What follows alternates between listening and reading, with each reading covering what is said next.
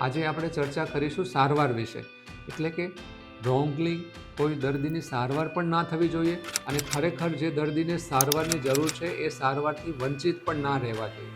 તો એના માટે આપણે શું ધ્યાન રાખીશું? જો તમે કોઈ દર્દી છો, ડૉક્ટર પાસે જાઓ છો, તો તમારે તમારા જે લક્ષણો છે, તમારા સિમ્પટમ્સ છે એ ડૉક્ટરને યોગ્ય રીતે જણાવવા પડશે. એના પરથી જો ડૉક્ટર કોઈ રિપોર્ટ્સ તમને એડવાઇસ કરશે તો તમે ડૉક્ટરને પૂછી શકો કે આ રિપોર્ટ શાના માટે એડવાઇસ કરેલા છે, રિપોર્ટની શું જરૂર છે.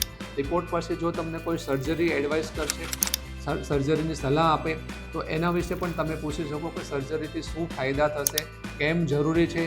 એક વખત સર્જરીમાં લઈ ગયા પછી એના રિપોર્ટ્સ તમને જણાવે તો તમારો એ પણ હક છે કે બીજા કોઈ ડૉક્ટર્સનો ઓપિનિયન લઈ શકો, સેકન્ડ ઓપિનિયન લઈ શકો અને એના પછી પણ તમે વિલિંગનેસ તમારી મંજૂરી આપી શકો.